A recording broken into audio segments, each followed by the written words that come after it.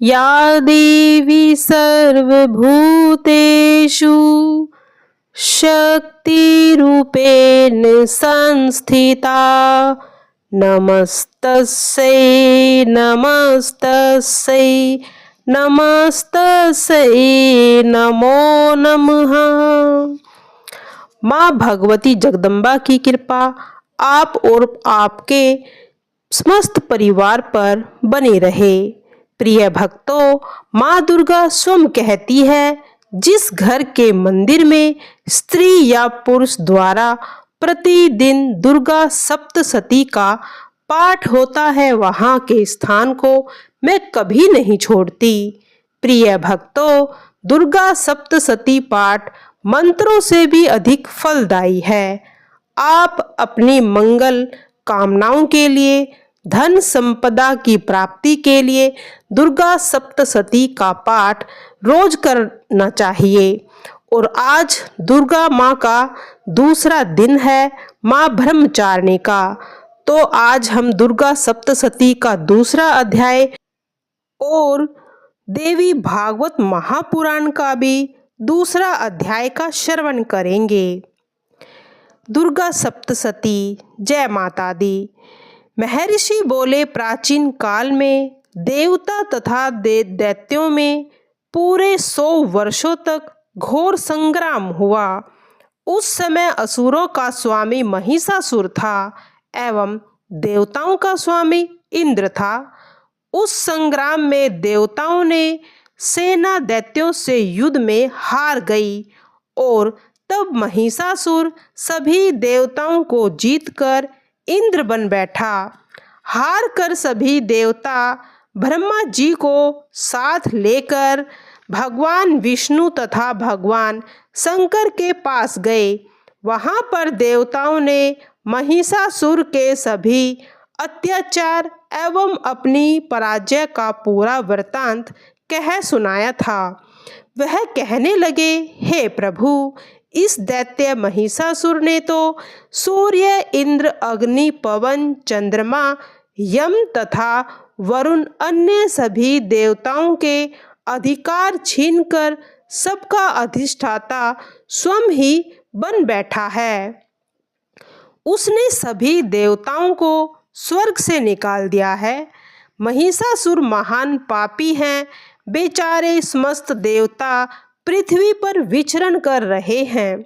हे भगवान, उस देव शत्रु की सारी करतूत हमने आपको बता दी। अब हम आपकी शरण में हैं। आप ही उसके वध का कोई उपाय सोचिए। इस प्रकार देवताओं के वचन सुनकर मधुसूदन तथा महादेव जी की भौहें क्रोध से तन गई थी।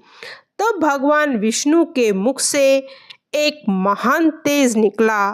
ठीक उसी प्रकार ब्रह्मा तथा शंकर, इंद्र आदि सभी देवताओं के शरीर से एक महान तेज प्रकट हुआ और सभी का तेज मिलकर एक हो गया।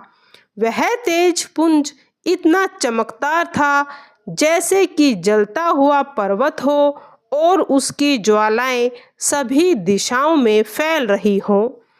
ऐसा सभी देवताओं ने देखा। वह तेज पुंज सभी देवताओं के शरीर से प्रकट हुआ था।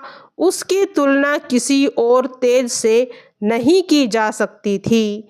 जब वह तेज एक हुआ तो वह नारी के रूप में आ गया। उससे तीनों लोकों में प्रकाश छा गया। महादेव जी के तेज से उसका मुख, यम के तेज से उसका केश, विष्णु के तेज से उस देवी की भुजाएं प्रकट हुई। चंद्रमा के तेज से दोनों स्तन, इंद्र के तेज से उसका कटी प्रदेश और वरुण के तेज से उसका जंघा और उरस्थल, पृथ्वी के तेज से नितंब, भगवान ब्रह्मा के तेज से उसके दोनों पैर, कुबेर के तेज से उसकी नासिका का प्रादुर्भाव हुआ, उसके दांत प्रजापति के तेज से तथा अग्नि के तेज से 3 नेत्र उत्पन्न हुए। दोनों संध्याओं के तेज से दोनों भौहें तथा वायु के तेज से दोने कान उत्पन्न हुए। इसी प्रकार दूसरे देवगणों के तेज से उसके द्वारा शिवा भगवती का प्रादुर्भाव हुआ। तब महिषासुर से पीड़ित सभी देवता उस तेज पुंज से प्रकट हुई देवी को देखकर बहुत प्रसन्न हो गए थे। त्रिशूलधारी श्री महादेव जी ने उस देवी को अपने त्रिशूल से एक त्रिशूल निकाल कर दिया। श्री विष्णु जी ने अपने सुदर्शन चक्र से एक चक्र दिया। वरुण ने शंख तथा अग्नि से उसे शक्ति दी। वायु ने उसे धनुष दिया और बाणों से भरपूर 2 तरकश दिए। देवराज इंद्र ने अपने वज्र से वज्र पैदा करके दिया। फिर एक सहस्र नेत्र वाले इंद्र ने ऐरावत हाथी भी से उतार कर एक घंटा दिया। यमराज ने काल दंड से उसे दंड प्रदान किया। वरुण ने उसे पाश, प्रजापति ने उसे रुद्राक्ष माला अर्पित की तथा ब्रह्मा जी ने उसे कमंडल अर्पण किया। भगवान सूर्य ने भगवती के सभी रोमों में अपनी किरणों का तेज प्रदान किया। काल ने तलवार तथा ढाल भेंट की। क्षीर सागर ने उसे हार और 2 वस्त्र भेंट किए जो कभी पुराने होने वाले नहीं थे। इस प्रकार चूड़ामणि ने 2 कुंडल तथा 2 कड़े और भेंट किए। चमकता हुआ अर्धचंद्र, सभी भुजाओं के लिए बाजूबंद, पैरों के लिए पायल, कंठ के लिए अत्यंत सुंदर कंठूला भेंट किया था। इस प्रकार सभी अंगुलियों के लिए रत्न जड़ित अंगूठियां भी प्रदान की गई। विश्वकर्मा ने उनको परशु भेंट किया और कई प्रकार के अस्त्र, अभेद्य कवच, मस्तक तथा गले में धारण करने के योग्य, कभी न कुम्हलाने वाली कमलों की मालाएं भेंट की। समुद्र ने उनको बहुत सुंदर कमल दिया। हिमाचल ने सवारी के लिए सिंह और अनेक प्रकार के रत्न उस देवी को भेंट किए। कोषा अध्यक्ष कुबेर ने मधु से भरा हुआ पात्र दिया। सभी नागों के स्वामी शेष जी ने अमूल्य मणियों से सुशोभित नाग का हार दिया। इसी प्रकार दूसरे देवताओं ने भी भूषण तथा अस्त्र शस्त्र के से देवी का सम्मान किया था। तब तो भगवती की गर्जना से सारा आकाश गूंज उठा।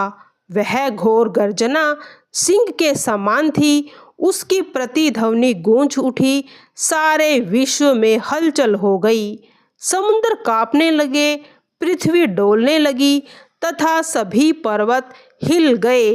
तब समस्त देवता प्रसन्न होकर उस सिंह वाहिनी देवी की जय जयकार करने लगे।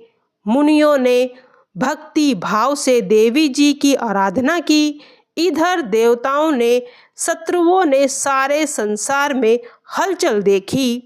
तब तो वे अपनी सारी सेना को कवच आदि से तैयार कराकर अस्त्र शस्त्र लेकर तैयार हो गए। तब महिषासुर क्रोधित होकर बोला, अरे यह सब क्या हो रहा है। इतना कहकर सभी राक्षसों के साथ उस सिंहनाद की ओर भागे। वहां जाकर उसने देखा कि एक देवी तीनों लोकों को अपने तेज से प्रकाशित कर रही थी। उसी देवी के चरणों के भार से पृथ्वी दबी जा रही थी। माथे के मुकुट से आकाश पर रेखा सी बनती जा रही थी। उसके धनुष के टंकारों से 7 पाताल क्षुब्ध हो रहे थे। उस हजारों भुजाओं वाली देवी ने सभी दिशाएं ढक रखी थी। इसके पश्चात देवी जी के साथ उन दैत्यों का युद्ध आरंभ हो गया और वह नाना प्रकार के अस्त्र शस्त्रों का प्रहार करने लगे, जिससे सभी दिशाएं भर गई। इस समय महिषासुर का नया सेनापति चिक्षुर नामक दैत्य देवी के साथ युद्ध करने लगा।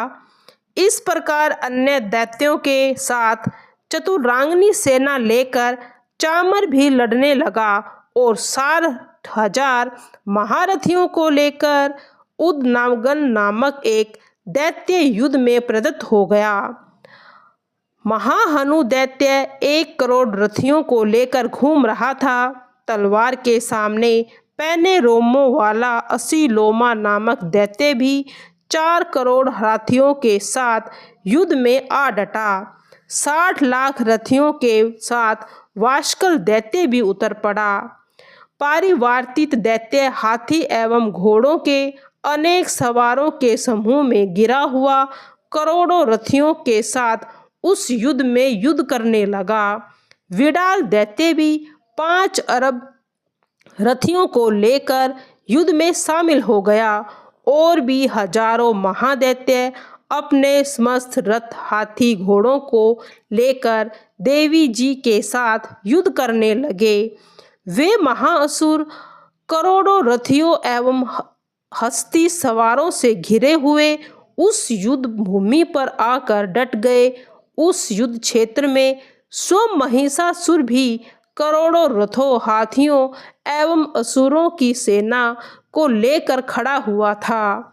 सभी राक्षसगण तोमर, भिंदी, पाल, शक्ति, मूसल, खड्ग, फरसा, पट्टिस आदि हथियारों से भगवती के साथ युद्ध करने लग गए थे। कई दैत्य भगवती के ऊपर शक्ति फेंकते, कई पास फेंकते थे। बहुत से राक्षसों ने तो भगवती को तलवार से मारने के लिए प्रहार भी किया। तो उसी समय देवी ने राक्षसों के अस्त्र शस्त्र को साधारण खेल के समान भी भांति काट डाला।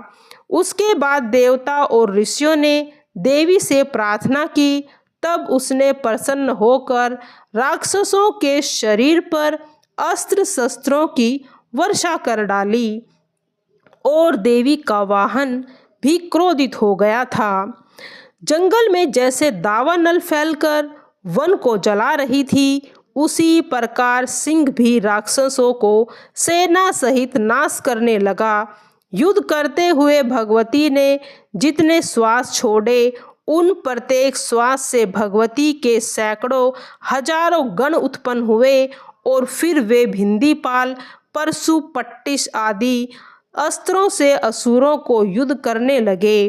देवी की शक्ति द्वारा वे गण राक्षसों का नाश करते हुए ढोल, शंख, मृदंग बजने लगे। उसके बाद भगवती ने त्रिशूल, गदा तथा तलवारों से सैकड़ों महाअसुरों को मार डाला। कुछ असुरों को घंटे की आवाज से मोहित कर लिया, कुछ असुरों को पास में बांधकर पृथ्वी पर घसीटा और कुछ दैत्यों को तलवार से टुकड़े करके पटक दिए। कुछ और असुर भगवती से गदा प्रहार से मूर्छित होकर पृथ्वी पर गिर पड़े।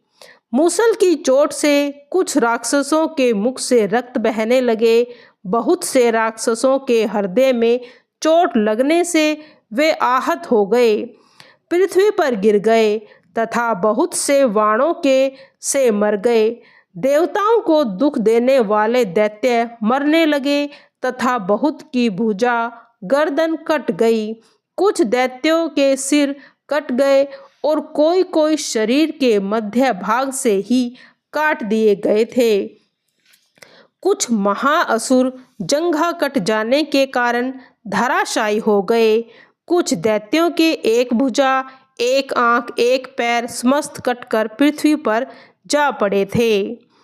अब पृथ्वी अगम्य हो गई थी। राक्षस सेना के मध्य में रक्त इकट्ठा होकर नदी की धारा बहने लगी। माँ भगवती ने उस महाअसुर सेना को इस प्रकार संहार किया मानो तृण और लकड़ी के ढेर को अग्नि से जला डाला हो।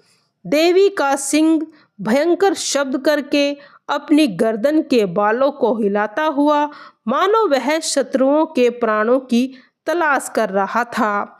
देवी के गणों ने उन महाअसुरों के साथ ऐसा युद्ध किया कि देवतागण प्रसन्न होकर आकाश से फूल बरसाने लगे थे। प्रिय भक्तों, यहाँ पर दुर्गा सप्तशती का दूसरा अध्याय समाप्त होता है। अब करते हैं देवी महाभागवत पुराण का दूसरा स्कंद। देवर्षि नारद ने वसुदेव जी को श्रीमद् देवी भागवत पुराण का जो कथा थी सुनाकर वो देवलोक में चले गए थे। अब आगे की कथा श्रवण करते हैं। देवी की महिमा से संबंधित एक अन्य प्राचीन आख्यान सुनाते हुए सूत जी बोले, तपोधन महर्षियों, एक बार महात्मा अगस्त्य ने कुमार कार्तिकेय स्कंद के पास जाकर उन्हें प्रणाम किया और उनसे शास्त्र चर्चा की। कुमार ने ऋषिवर को वाराणसी, मणिकर्णिका तथा गंगा आदि तीर्थों का महत्व विस्तार से कह सुनाया, परंतु श्रोता ऋषियों को संतोष न हुआ। अगस्त्य जी ने कुमार से देवी भागवत पुराण की महिमा और उसके पारायण की विधि बताते ने का अनुरोध भी किया था। स्कंद जी बोले, महात्मा, भगवती जगत जननी की महिमा का कोई अंत नहीं है। देवी की कृपा से ही उनकी महिमा का वर्णन करने में कोई व्यक्ति समर्थ हो सकता है। तो मैं आपको देवी महिमा से संबंधित एक आख्यान सुनाता हूँ। विवस्वान के निसंतान पुत्र श्राद्ध देव ने वशिष्ठ जी के परामर्श से पुत्रेष्ठि यज्ञ का आयोजन किया था। प्रार्थना करते समय होता के मुख से पुत्रोदीयताम के स्थान पर पुत्रीदीयताम निकल गया, जिसके स्वरूप श्राद्ध देव के घर ईला नाम वाली एक कन्या उत्पन्न हुई।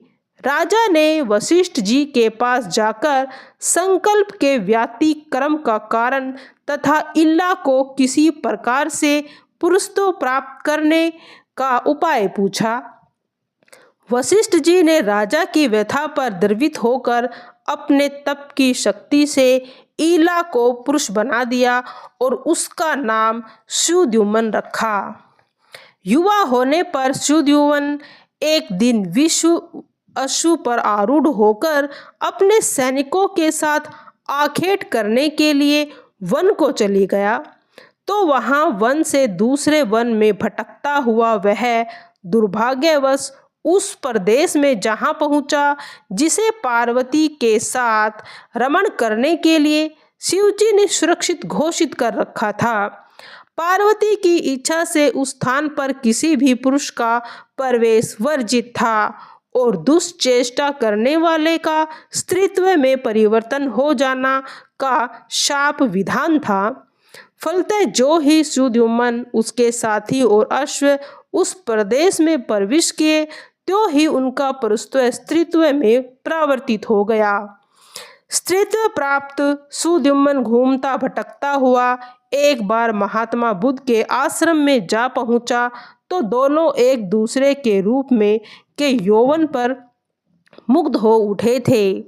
सुद्युम्न ने बुद्ध से गर्भ धारण किया और यथा समय पूर्वा नाम का एक पुत्र को जन्म दिया। बुद्ध के आश्रम में रहते हुए सुद्युम्न को अपने पूर्व वृतांत का स्मरण हो आया, तो वह अपने कुल गुरु वशिष्ठ जी की शरण में चला गया। गुरु ने अपने यजमान पर कृपा करते हुए उसके पंसुत्व के कारण शंकर भगवान का स्तवन किया। शंकर भगवान ने प्रसन्न होकर वशिष्ठ जी को बताया कि सुद्युम्न एक मास पुरुष और एक मास स्त्री बनकर रहेगा। वशिष्ठ जी ने अब भगवती जगदम्बा पार्वती की आराधना की। भगवती ने प्रसन्न होकर वशिष्ठ जी को कहा कि आप सुद्युम्न के घर जाकर मेरी पूजा करें और मेरे पुराण श्रीमद् देवी भागवत का नववाहन पारायण करें। इससे सुद्युम्न को स्थायी पशु तो प्राप्त हो जाएगा। वशिष्ठ जी भी भगवती को प्रणाम कर उसके प्रति अपनी कृतज्ञता ज्ञापित करके सुद्युम्न के घर गए और अश्विनी के शुक्ल पक्ष में उन्होंने राजा से भगवती पूजन और श्रीमद् देवी भागवत पुराण का नववाहन पारायण कराया। नवरात्रों में इस सारे विधान से देवी प्रसन्न हो गई और इससे सुद्युम्न को पंसुत्व प्राप्त होगा। इसके उपरांत वशिष्ठ ने उसे राज्य पर अभिषेक कर दिया गया। देवी भागवत पुराण की महिमा से संबंधित एक अन्य प्राचीन आख्यान अगस्त्य जी को सुनाते हुए स्कंद भगवान बोले, ऋषिवर, भगवती की महिमा अनिर्वचनीय है। मैं आपको एक अन्य अद्भुत वृतांत सुनाता हूँ। लोग वृक्षुत ऋतवाहन नाम वाले मनीषी महात्मा ने अपने घर उत्पन्न पुत्र के जातक कर्म, चूड़ा कर्म और उपनयन कर्म आदि सभी संस्कार विधि पूर्वक संपन्न किए, परंतु फिर भी दुर्भाग्यवश ऋषि का पुत्र कुपुत्र निकला। अपने कुपुत्र के कुकर्मों और किसी महात्मा को अकारण पीड़ित करना, किसी का द्रव्य हरण करना, किसी की कन्या से बलात्कार करना तथा किसी को अपमानित करना आदि आदि को देखकर मुनि इस कुपुत्र से पुत्रवान पिता होने को अपना दुर्भाग्य मानने लगे थे। इससे अत्यंत दुखी होकर ऋतवाहक गर्ग मुनि के पास जाकर उनसे उत्तम कुल में निकृष्ट कर्म पुत्र के उत्पन्न होने का कारण पूछने लगे। मुनि ने ध्यान लगाया और बताया कि इसका एकमात्र कारण बालक का अशुभ लग्न में उत्पन्न होना है। ऋतवाक ने गर्ग जी को बताया कि बालक को सुधारने के लिए मेरे सभी प्रयास विफल हो चुके हैं और अब मैं सब प्रकार से निराश हो गया हूँ। गर्ग जी ने उसे भगवती की आराधना का उपाय सुझाया, जिसे अपनाने पर ऋतवाहक लब्ध मनोरथ हो गया। उसका कुपंथगामी पुत्र सत्मार्ग पर अब चलने लगा था। इधर अपने पुत्र के कुग्रामी होने के कारण दुष्ट ग्रह रेवती को उत्तराधिकारी मानते हुए ऋतवाहक ने उसे पृथ्वी पर गिरने का श्राप दे दिया। कुमुंदा अंचल पर स्थित एक वृक्ष पर गिरे रेवती नक्षत्र के एक रूपवती कन्या ने जन्म लिया और उस कन्या को अपने आश्रम में लाकर ऋतवाहक ने उसकी पुत्री के समान उसका पालन पोषण किया था। लड़की के युवती होने पर ऋषि को उसके लिए उपयुक्त वर की चिंता हुई तो उसने अग्निदेव की उपासना की और अग्निदेव ने प्रकट होकर बताया कि बलवान तथा तेजस्वी राजा दुदुम्र इस कन्या का वरण करेगा। कुछ दिनों में आखेट को निकला कालिंदी तथा प्रियव्रत का पुत्र राजा दुर्दुम ऋतवाहक मुनि के आश्रम में आ पहुंचा। मुनि ने राजा से अपनी पुत्री के वरण करने को कहते हुए इस संबंध में अग्निदेव के आदेश को उद्धृत किया, तो राजा ने मुनि तथा अग्निदेव के वचन का गौरव रखते हुए रेवती से विवाह कर लिया था। ऋतवाहक ने दुर्दुम पर प्रसन्न होकर उसे वर मांगने को कहा तो उसने रेवती के उदर से मनवंतर के स्वामी मनु के उत्पन्न होने की याचना की थी। मुनि ने कहा, राजन, यदि आप इतने महत्वाकांक्षी हैं तो मैं आपको अभीष्ट सिद्धि का निश्चित और अमोघ उपाय बताता हूँ। आप श्रीमद् देवी भागवत पुराण का नवमाहन पारायण करें। राजा ने नगर में लौटकर अपनी पत्नी सहित लोमस मुनि से नवरात्रों में देवी भागवत पुराण की कथा का श्रवण करने की कहा। कथा समाप्ति के दिन राजा ने प्रसन्नतापूर्वक पुराण ग्रंथ और कथावाचक की पूजा की, कन्याओं को भोजन दक्षिणा से प्रसन्न किया। भगवती की कृपा से रानी गर्भवती हुई और यथा समय उसने एक सुंदर पुत्र को जन्म दिया। भगवती के आदेश से ब्रह्मा ने उस बालक के प्रौढ़ होने पर उसे रैवत मनु के रूप में 5वें मनवंतर का अधिपति बना दिया था। अगस्त्य जी ने मुनि स्कंद जी के मुख से श्रीमद् देवी भागवत पुराण का नवमाहन पारायण और देवी पूजन के महत्व को सुनकर कृतज्ञ हो उठे थे। वे स्कंद जी को प्रणाम करके अपने आश्रम में लौट आए। सूत जी बोले, मुनियों, श्रद्धालु भक्त को सर्वप्रथम गणितज्ञ ज्योतिषी से कथा श्रवण करने के लिए मुहूर्त निकलवाना चाहिए अथवा नवरात्रों में इसकी व्यवस्था करनी चाहिए। लेकिन नवरात्र को बिना पूछे उत्तम कथा का शुभ समय है। विवाह के समय देवी भागवत पुराण के नवाहन प्राहन की बंधु बांधवों तथा इष्ट मित्रों को सूचना भेजनी चाहिए। अपने सभी परिचितों, ब्राह्मणों, क्षत्रियों, वैश्यों, शूद्र और शरणों तथा स्त्रियों आदि को इस अवसर पर आमंत्रित करना चाहिए। आयोजकों को उभयगस्तों का बड़े ही प्रेम से आदर सत्कार करना चाहिए। कथा के स्थान का निर्वाचन करके प्रथम भूमि का मार्जन और पुनः गोबर से लेप करना चाहिए। वहां एक मंडप और उसके ऊपर गुंबद के आकार का चंदेवा टांगकर उसके ऊपर देवी के चित्र से अंकित की ध्वजा फहरानी चाहिए। शास्त्रज्ञ, देवी भक्त, निर्लोभी, आचारवान, संशय निवारण के समर्थ तथा कुशल वक्ता ब्राह्मण को कथावाचक के लिए लाना चाहिए। प्रातःकाल स्नान आदि से निवृत्त होकर और सूची वस्त्र धारण करके कलश की स्थापना करनी चाहिए। गणेश, नवग्रह, योगिनी, मातृका, क्षेत्रपाल, बटुक, तुलसी, विष्णु तथा शंकर आदि की पूजा करके भगवती जगदम्बा का आराधना करनी चाहिए। षोडश उपचार से देवी की प्रतिमा का अर्चन पूजन करके देवी भागवत पुराण ग्रंथ का पूजन करना चाहिए और कथा की निर्विघ्न समाप्ति के लिए भगवती से सहायता और अनुकंपा की याचना करनी चाहिए। परिदक्षिणा और नमस्कार करके मुनि की स्तुति करनी चाहिए और पुनः तदचित होकर यथाश्रवण आरंभ करना चाहिए। कथा के दिनों में श्रोता और वक्ता किसी को क्षौर मुंडन नहीं कराना चाहिए। उन्हें भूशयन, ब्रह्मचर्य पालन, सात्विक भोजन, संयम, शुद्ध आचरण तथा असीनशील होना चाहिए। प्याज, लहसुन, मांस, मदिरा तथा मसूर तमाम पदार्थों का सेवक फलनाशक होता है। वक्ता श्रोता को इनका तथा स्त्रियों संग का त्याग करना चाहिए।